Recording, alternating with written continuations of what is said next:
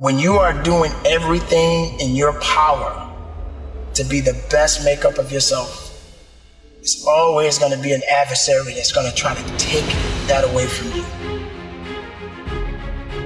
What is important to you? When I genuinely look at my life, I see there are a few things that really matter. Freedom really matters to me. Unfortunately, even when people know what matters to them, they usually spend more time on minor things.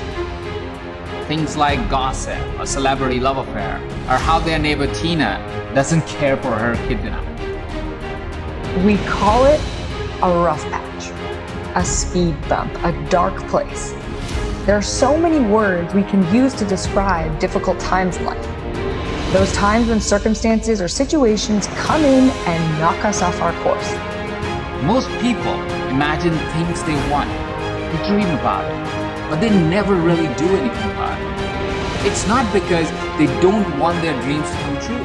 Of course they want the house, of course they want the car, of course they want the loving partner. Here's what happens. When they start to work towards their dreams, they are constantly challenged by invisible walls. These invisible walls are limiting them every day. To understand this better and break those walls, I started to distinguish freedom into levels. When you are doing everything in your power to be the best makeup of yourself, it's always going to be an adversary that's going to try to take that away from you. The first level of freedom is freedom from the past, from the conditioning, the dogma, the beliefs that are subconsciously present because of past events in our lives. Sometimes, even when you want something intensely, you find yourself in a state of inaction. Now, the best way you can overcome this is having the faith. Now, it doesn't matter what you believe in as long as it's something that's positive that's going to get you through it. A lot of people don't have that ability to be strong. And I'm not talking about the physical aspect of strength. I'm literally talking about the mental and, of course, spiritual aspect of strength. It could be an injury, a passing of a loved one, a financial setback, or maybe a failed attempt at something new. Sometimes it feels like we'll be stuck in that rough patch forever. I've been there. Imagine you were trapped in a box, a prison. The walls around you are keeping you trapped. You may want to break free, you may want freedom from it, but these walls will keep you trapped. You may try to push these walls to get your freedom, but you are trapped. You have no impact, no action on the outside world because you constantly bump against these walls. This is how you may be trapped in your past. The prison walls of limiting beliefs are keeping you stuck. It keeps you trapped. So first, you need freedom from your past. When you are free from your past, you'll find yourself taking more risks. You will find events happen for you instead of to you. You'll find a spiritual connection to the greater universe. You will be able to create the reality you choose for things that need to happen to you, that are important to you. You will live your truth daily. You'll feel empowered, and any self-judgment will start to fade away. Everybody gets knocked down. No matter how tough you think you are, you're gonna fall, and when you fall, sometimes you fall real hard. That ground is a hard surface, and I'm gonna tell you something, it ain't gonna move because you're landing. So you need to rise up, and you need to rise above it, and you need to start moving. Once you're free from your past, you will start seeing the infinite possibilities that life will present to you. Then you'll likely hit the second wall. That is your future and the fear around it. The second level of freedom is from your future. Imagine a life where you are free of worry, you are free of beliefs that haunt you, you are confident. Imagine owning the stage, impacting those lives, traveling first class. Imagine living in abundance. Imagine a life where you get to do what you want to do. When you get knocked down, how long are you gonna stay down?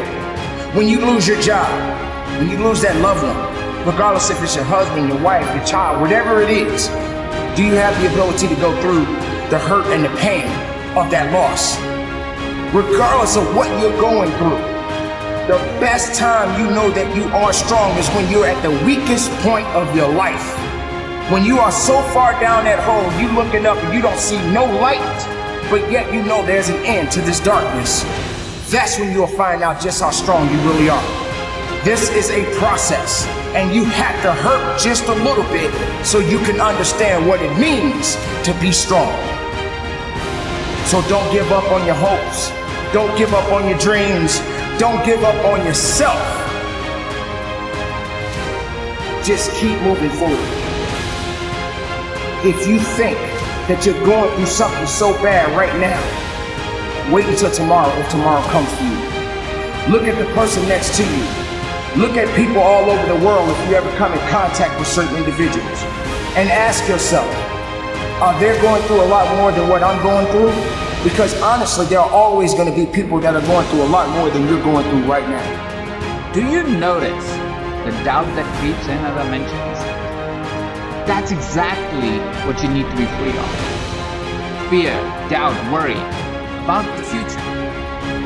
Imagine a life where you don't need to be someone else. A life where you are free of expectations from others. A life where universe is like a genie asking you, my love, what do you desire? This is the freedom to be. To be who you want to be. To do what you want to do. Let me ask you, what is important to you? Is it health? Do you wish you could run a marathon, hike a mountain, or run the Spartan race?